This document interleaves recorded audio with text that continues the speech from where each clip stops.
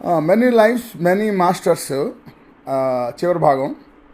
మనం ఇంతవరకు క్యాథరిన్ని ఆయన హిప్నసిస్ రిగ్రెషన్ చేస్తూ పూర్వజన్మకి ఎలా వెళ్ళారు, ఆ పూర్వజన్మలో వెళ్ళినప్పుడు ఒక జన్మ నుంచి ఇంకో జన్మకి మారబోయే ముందు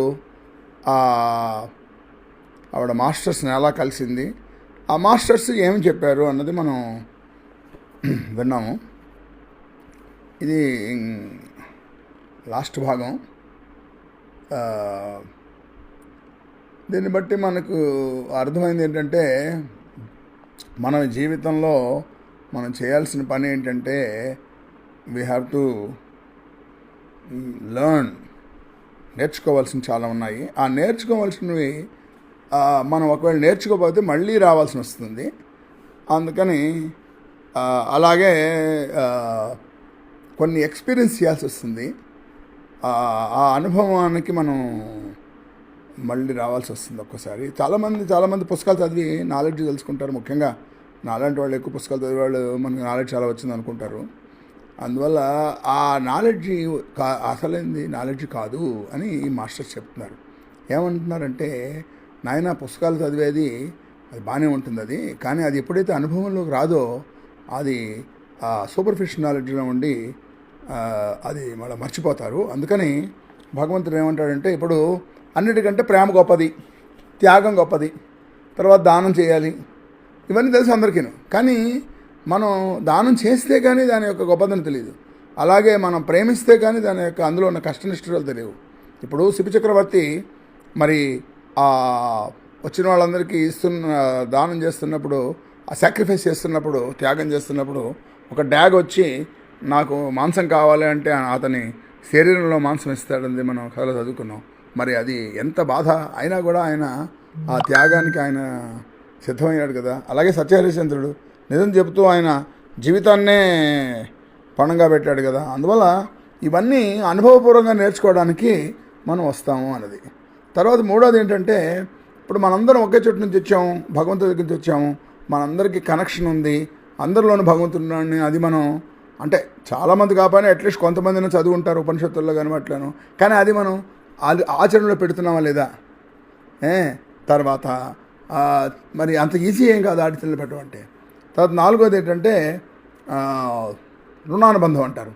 ఇప్పుడు మనం ఒకళ్ళ దగ్గర నుంచి మనం సలహా తీసుకుంటాం, లేదా సహాయం తీసుకుంటాం, సానుభూతి తీసుకుంటాం. అప్పుడు మనం వాళ్ళకి మళ్ళీ వెనక్కి ఇవ్వాల్సి ఉంటుంది కదా. అది మనం మర్చిపోతాం. చాలామంది మోసం చేసేవాళ్ళు అసలు ఎలాగో దాని గురించి ఆలోచించరు. మోసం చేయని వాళ్ళు కూడా ఎవరైనా సహాయం చేసినప్పుడు వాళ్ళకి మనం కృతజ్ఞత చెప్పాలి అని గ్రహించరు. అందువల్ల మనం ఆ రుణానుబంధం ఇంకోళ్ళ దగ్గర మనం ఏదైనా తీసుకున్నప్పుడు మళ్ళీ ఇవ్వడానికి కూడా మళ్ళీ రావాల్సి వస్తుంది. అందువల్ల ఇవన్నీ మనకి ఆయన మాస్టర్స్ చెప్పారు. ఆ తర్వాత ఏమైందంటే, ఈ పుస్తకం నేను అంతకుముందు ఎప్పుడూ చదివాను, 2008లో చదివాను. కానీ పుస్తకాల యొక్క నాలెడ్జ్ ఉపయోగించదు అని గ్రహించడానికి కారణం ఏంటంటే, మళ్ళీ చదువుతుంటే నాకు మళ్ళీ అవన్నీ కొత్తగా కనిపిస్తున్నాయి. ఇవాళ లాస్ట్లో మనం ఆయన మాస్టర్స్ చెప్పింది మనం ముగిద్దాం. లాస్ట్లో మాస్టర్స్ ఏమన్నారంటే, అదే ఇప్పుడు నేను చెప్పినట్టుగా, నాయన నువ్వు తెలుసుకుంటే సరిపోదు నాయన, అది నువ్వు తెలుసుకున్నది అప్లికేషన్లో పెట్టాలి. ఆ తర్వాత అప్లికేషన్లో పెట్టిన తర్వాత అది మనం ఎప్పుడైతే చేస్తామో నెమ్మదిగా అలవాటు అవుతుంది. ఆ అలవాటు అయింది మన యాటిట్యూడ్ ఆర్ క్యారెక్టర్ అవుతుంది. సో అందువల్ల ముఖ్యంగా మనం నేర్చుకోవాల్సింది ఏంటంటే, ఈ డాక్టర్ గారు ఆయన చెప్పింది ఏంటంటే, నేను ఈ క్యాథరిన్తో ఇది చేసిన తర్వాత, పుస్తకం రాసిన తర్వాత డబ్బులు, ఈ ఆస్తులు ఇవి అక్యుములేట్ చేయడం ఏమీ లాభం లేదు, ఎందుకంటే మనం వదిలేసి వెళ్ళిపోవాల్సిందేను. కానీ అయితే నాలెడ్జ్ మాత్రం, అనుభవం మాత్రం మనం తీసుకెళ్తాము అని. ఇప్పుడు చూడండి, మనం ఏమైనా ఫారిన్ కంట్రీ వెళ్ళినప్పుడు కూడా మన రూపాయలు పనికిరావు. ఆ రూపాయలని మనం డాలర్లోకి మార్చుకోవాలి. అమెరికా వెళ్తే ఇంకో దేశం కరెన్సీకి మార్చుకోవాలి ఆ దేశానికి వెళ్ళినప్పుడు. అలాగా మనం ఇక్కడి నుంచి ఇంకొక పరలోకానికి వెళ్ళేటప్పుడు ఇక్కడున్న ఆస్తులు, అంతస్తులు అవన్నీ మనకి పనికిరావు. మనకి పనికొచ్చేది ఏంటంటే ప్రేమ, ఈ కంపాషన్, జాలి, దయ, కరుణ, ఇవి.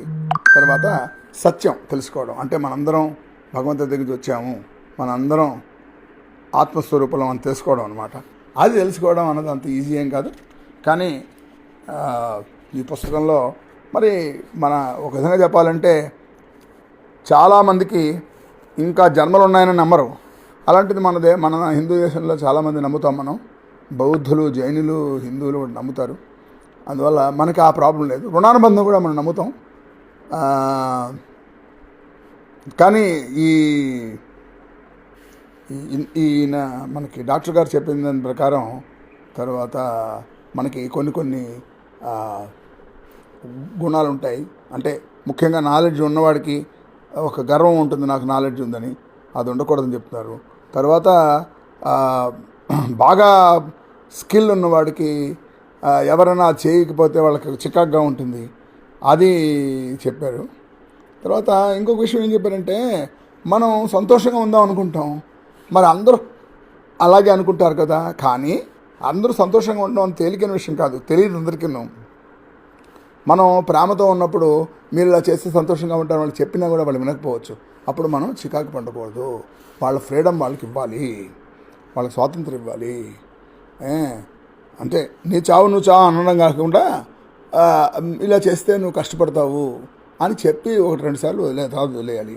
తర్వాత మనం ఈ విషయంలో మనం ఏం నేర్చుకున్నాము అనేది ఆలోచించుకుంటుంటే ఒక్కోసారి నేర్చుకున్నావా లేదా అనేది దీనివల్ల తెలుస్తుంది. ఏంటది? హ్యాపీనెస్.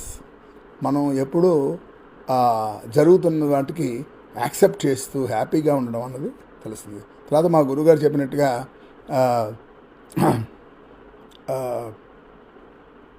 డిటాచ్మెంట్లో అటాచ్మెంట్, అటాచ్మెంట్లో డిటాచ్మెంట్ అన్నారు. అదేంటండి అని అడిగితే ఆయన ఏమన్నారంటే, నాయన మన దగ్గర వాళ్ళకి ఏమైనా కష్టాలు వచ్చినా మనం కష్టాలు పడుతుంటాం.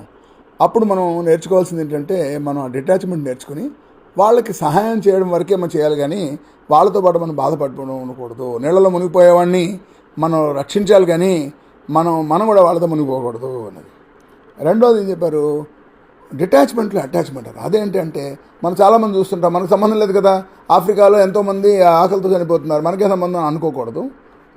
మన హృదయాన్ని జాలి, దయ, కరుణతో నింపాలి. ఏమాత్రం వీలున్నా కూడా మనకి సలహా, సానుభూతి, సహాయం చేస్తూ ఉండాలి అని. తర్వాత ఇంకోటి అంటే ట్రూత్, సత్యం రకరకాల స్టేజ్ల్లో ఉంటుంది. అది ఒక్కొక్కసారి బాగుంది అని మనం కరెక్టే అనుకున్నది ఇంకొంచెం హయ్యర్ లెవెల్లో ఉన్న వాళ్ళకి ఇదేమిటి ఇలా జరుగుతుందని అనే వాళ్ళకి నిజం తెలుస్తుంది దానికి. అందువల్ల ఎవరి మానసిక స్థాయి బట్టి వాళ్ళకి సత్యం తెలుస్తూ ఉంటుంది. అందువల్ల మన అందరి బట్టి పేషెన్స్ చూపించాలి. ఇప్పుడు చిన్నపిల్లలు నడవడానికి పడిపోతుంటారు, మళ్ళీ లేస్తుంటారు. తల్లి వాళ్ళని ఎంకరేజ్ చేసి నడవమంటుంది, కానీ నువ్వు ఇంకా నీకు రాదు నడక అని చెప్పదు కదా. అలాగా మనం అదేంటిది, మనకంటే తక్కువ ఉన్న వాళ్ళని డబ్బులో కానీ, తెలివితేటలో కానీ, లేకపోతే స్కిల్లో కానీ, ఇంట్రెస్ట్లో కానీ, వీటిలన్నింటిలో తక్కువ ఉన్న వాళ్ళని మనం జాలిగా చూడాలి అని చెప్పారు. తర్వాత అన్నిటికంటే ముఖ్యమైన ఇంపార్టెంట్ ఏంటంటే, మరణ భయం ఉంటుంది చాలామందికి. ఆ మరణ భయాన్ని మనం పోగొట్టుకోవాలి. తర్వాత ఇంకొకరికి ఉండేట్టుగా చేయకూడదు. అది ఎందువల్లంటే, ఈ జీవితం అన్నది ఈ మరణంతో అయిపోతుంది, జన్మతో మొదలవుతుంది అన్నది తప్పు. మనం ఆత్మ, మనకి చావు లేదు. ఇది కూడా మనకు గీతలో చెప్పారు. కానీ అది మనం ప్రతి క్షణం జ్ఞాపకం పెట్టుకుంటూ ఉండాలి. ఎప్పుడైతే జ్ఞాపకం పెట్టుకున్నామో భయం పోతుంది. భయం వల్ల ఏమవుతుంది అని మనం క్వశ్చన్ అడిగితే, భయం వల్ల మనకి సెల్ఫిష్నెస్ పెరుగుతుంది. తర్వాత ఆ లోభత్వం పెరుగుతుంది. ఈ రెండు లేకుండా మనం ఉండాలంటే భయం ఉండకూడదు. మనకి అబండెన్స్, మనకి అన్నీ ఉన్నాయి అని అనుకోవాలి. దానివల్ల కోరికలు తగ్గుతాయి. తర్వాత మనకి భయం అన్నది పోవడం వలన మనం కొంచెం షీర్ఫుల్గా తయారవుతాం. ఈ రెండు చెప్పారు. తర్వాత ఇవి మనం ఈ ప్రపంచంలో మన 5 సెన్సెస్, మన కన్ను, చెవి, ముక్కు, వీటితో మనం గ్రహించగలిగిన చాలా తక్కువ. ఇంకా మిగతాది ఉంది అని చెప్పి మనం అది గ్రహించాలి. తర్వాత ఇంకొక ముఖ్యమైన విషయం చెప్పారంటే, విజ్డమ్ ఈజ్ అచీవ్డ్ స్లోలీ. తెలివితేటలు అన్నవి తొందరగా రాలేవు, అందువల్ల అది నెమ్మదిగా వస్తాయి. తర్వాత ఇంకొకటి ఏంటన్నారంటే, మనం నేర్చుకున్నది ఎమోషనల్, అంటే ఆ ఫీలింగ్స్ వాటిలో సబ్కాన్షియస్గా వెళ్తే కానీ మన క్యారెక్టర్ అవ్వదు. అందువల్ల ఏదో పుస్తకం చదివితే అహం బ్రహ్మాస్మి అనగానే మన దేవుడు అయిపోవం మనం. ఆ అహం బ్రహ్మాస్మి అన్నది ప్రతి క్షణం మన ప్రవృత్తిలో మనం చూపించాలి. వాడు చెప్తాడు, నీ ఈ కుక్కలో ఉన్న ఆత్మ నీలో ఉన్న ఆత్మ ఒకటే అని చెప్పి మా ఫ్రెండ్ ఒక ఆయన వాళ్ళ మనవరాలకి చిన్నప్పటి నుంచి నేర్పించేవాడు. అలాగా ప్రపంచంలో అందరిలో ఉన్న ఆత్మ ఒకటే మనం గ్రహించడమే కాకుండా దాని గురించి మనం అలా బిహేవ్ చేయాలి. సో అందువల్ల ఇవన్నీ మనకి ఆయన చెబుతూ ఆ పుస్తకం నుంచి ఇంకొక పుస్తకం రాశారు ఆయన. ఆ పుస్తకం ఏంటంటే లవ్ ఈజ్ ఎవ్రీథింగ్ అనేది. ఇప్పుడు ఆ పుస్తకం గురించి నేను ఇప్పుడు చెప్పదలుచుకోలేదు, కానీ బట్ ఈ పుస్తకం ఇవాళతో క్లోజ్ చేస్తున్నాను నేను. మనం నేర్చుకోవాల్సినవి చాలా ఉన్నాయి. నిజం చెప్పాలంటే ఇవన్నీ కొత్త విషయాలు అంటే ఉపనిషత్తులు చదివిన వాళ్ళు కొత్త విషయాలు కాకపోవచ్చు, కానీ మరి వెస్ట్రన్ వరల్డ్కి కొత్త. తర్వాత మనం అన్నీ కూడా ప్రతిక్షణం ఇవి జ్ఞాపకం పెట్టుకుంటాలి. ఇప్పుడు ఈ పుస్తకం 2008లో చదివాను, మనం మళ్ళీ ఇప్పుడు చదువుతుంటే కొత్తగా ఉంటుంది. మరి doing is more important than knowing అని. తర్వాత మనం ఈ సమ్మరీలోకి వస్తే లవ్, కంపాషన్, చారిటీ, ఫెయిత్, ఈ 4 చాలా ఇంపార్టెంట్ అన్నారు. ఫెయిత్ ఎందుకు ఇంపార్టెంట్ అంటే మనకు కనిపించకుండా మనం నమ్మలేము. భగవంతుడు ఉన్నాడనే చాలామంది నమ్మరు, వాళ్ళందరూ నాస్తికులు ఉంటారు. వాళ్ళు నన్ను అడిగితే చాలా లోవెస్ట్ లెవెల్లో ఉన్నట్లు లెక్క. కనిపించింది కూడా మనకి భగవంతుడు ఉన్నాడని తెలిసినా కూడా భగవంతుడి యొక్క గొప్పతనాన్ని మనం తెలుసుకోలేకపోవచ్చు. అది రెండో స్టేజీ. గొప్పతనాన్ని తెలుసుకున్నా కూడా మనం ఆ స్టేజ్కి రీచ్ అవ్వాలన్న విషయం తెలియకపోవడం అన్నది, తెలియడం అన్నది మూడో స్టేజీ. 4వ స్టేజ్కి భగవంతుడిలాగా మన గుణాలన్నీ మనం తెలుసుకుని ఆ స్థాయికి ఎదగడం అన్నది 4వ స్టేజీ. వీటన్నిటికీ ఇంపార్టెంట్. తర్వాత చారిటీ అన్నది, జీవితం శాశ్వతం కాదు, మనం ఇచ్చిందే మనది అన్నది నేర్చుకోవాలి. తర్వాత కంపాషను, అందరితో మంచిగా మాట్లాడడం నేర్చుకోవాలి. ఇప్పుడు మనం ఎన్ని తెలుసుకున్నా కూడా, ఎన్ని కబుర్లు చెప్పినా కూడా, నేను పుస్తకం చదివినా కూడా చెప్పినా కూడా మళ్ళా మాటకొచ్చేప్పటికి మనం అది ఉండదు. అందువల్ల ఈ ఎపిలోగ్ అన్నారంటే ఇది అయిన తర్వాత క్యాథరిన్ చాలా హ్యాపీగా ఉందిట. అందరూ క్యాథరిన్ని చుట్టూ మూగేవారట. మరణ సమయంలో బాధని భయాన్ని పోగొట్టుకోవడానికి క్యాథరిన్ని పిలిచేవారట. ఆవిడ వెళ్ళగానే ఆ మనిషికి చాలా రిలీఫ్గా ఉండేదట. ఇవన్నీ చెప్పారు. తర్వాత మనం అందరం రిగ్రెషన్ తీసుకోవాలా అక్కర్లేదా అంటే నేను దాని గురించి ఏం చెప్పలేను, కానీ చాలామంది ప్రపంచంలో రిగ్రెషన్ తీసుకొని ఎప్పటి నుంచో ఉన్న బాధలు, భయాలు, తర్వాత ఎప్పటి నుంచో ఉన్న రుగ్మతలు కూడా పోగొట్టుకున్నారు. దానికి మా ఫ్రెండ్ ఫిలాసఫర్ గైడ్ రత్నాకర్ గారు ఏం చెప్పేవారంటే, పూర్వజన్మ కృతం పాపం వ్యాధి రూపేణ పీడిత అన్నారు, కానీ ఈ జన్మ చేసిన పుణ్యం బట్టి, సత్సాంగత్యం బట్టి మనం మంచి వైద్యుడి దగ్గరికి వెళ్తామన్నారు. అలాగా వైద్యుడు ఓన్లీ ఫిజికల్ వైద్యుడు అవ్వక్కర్లేదు, సైకాలజిస్ట్ కూడా అవ్వచ్చు, అంతా కూడా మన మిత్రుడే అవ్వచ్చు. అందువల్ల మనకి ఎవరు మనకి హెల్ప్ చేయడానికి వస్తారో మనకు తెలియదు. మనం ఒక్కోసారి ఏమనుకుంటామంటే వాళ్ళెవరో మనకి మనం అదంటే మన దగ్గరికి వచ్చారు సహాయం గురించి అనుకుంటాం, కానీ వాళ్ళు మన దగ్గర సహాయం తీసుకోవడానికి కాదు, మన సహాయం చేయడానికే వచ్చి ఉండొచ్చు. అది చాలామంది తెలీదు. ఇప్పుడు ఈ మన మెనీ లైఫ్స్ మెనీ మాస్టర్స్లో అది జరిగింది. క్యాథరిన్ ఒంట్లో బాగుండడం మూలన ఆ మరణ భయం వల్ల ఇతని దగ్గరికి వచ్చి ఇతని దగ్గర ట్రీట్మెంట్కి వచ్చిందని ఇతను అనుకున్నాడు. కానీ ఆ అమ్మాయి ఎందుకు వచ్చిందంటే ఆ మాస్టర్స్ ఈ డాక్టర్కి ఒక మెసేజ్ ఇవ్వడానికి వచ్చారు. ఆ మెసేజ్ ఇవ్వడం వల్లనే పుస్తకం వచ్చింది. మరి అదే మెసేజ్ మరి క్యాథరిన్కి ఇస్తే పుస్తకం రాసి ఉండకపోవచ్చు. అందువల్ల ఈ పుస్తకం చదివిన వాళ్ళందరూ అదృష్టవంతులని అనుకుంటాను, ఎందుకంటే బ్లెస్డ్ పీపుల్. మనం ఇందులో మాస్టర్స్ చెప్పినవన్నీ విన్నాము.